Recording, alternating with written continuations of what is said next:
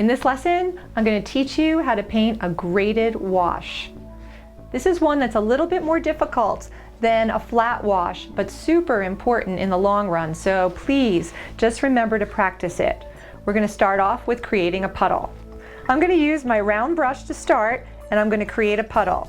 I'm going to start with making some water in a space on my palette that I use for puddles.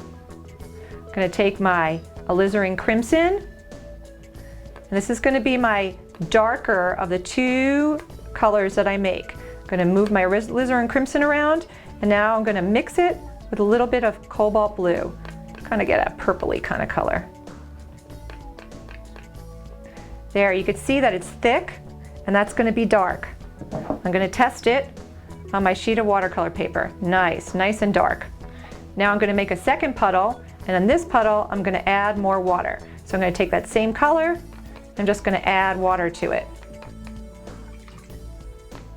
See how I just take my brush and then I add water to it. Now let's look on my little sample sheet, and you can see how much different the dark is compared to the light. Okay, we're going to start out with our sheet of 300-pound watercolor paper. We're going to take our flat brush, our wash brush.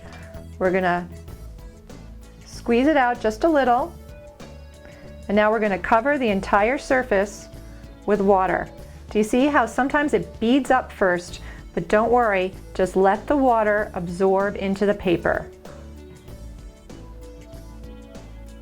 Oh, that's great.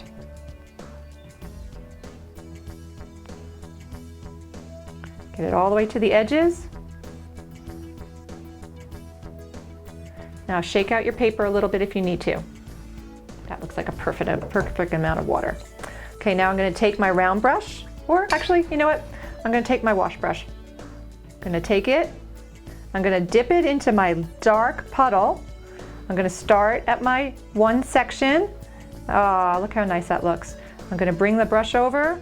I'm going to gently tilt at the same time in the direction that it's moving. Now look at that. See how it moves down the surface? I'm going to not worry about the drips because that's actually going to work for me. I'm going to take my brush, clean it off, even use my towel a little bit to get some of the excess water off of it, and I'm going to continue working down. I don't even think I'm going to need that second puddle because look at that. I actually made the same thing there. Graded wash. Now I'm going to take the paper and put it in the other direction so that the bottom, the lighter part, starts moving towards the dark. I'm going to take my extra dark here, I'm going to work it in.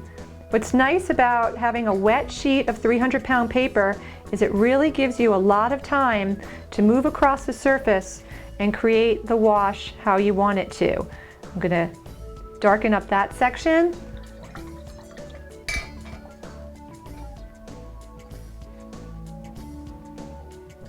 And gently take it and move it down.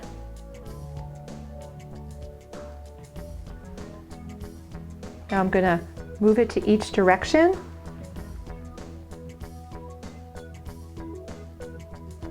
And if there was excess paint, which it doesn't look like there is, I would just damp the corners to get rid of it. Could even dampen the bottom a little bit and make it really light down there. Now I could lay it on the table and let it dry itself, or use a hair dryer to complete the process. If you use a hair dryer, you're going to get closer to the results you have right now. It will instantly dry it.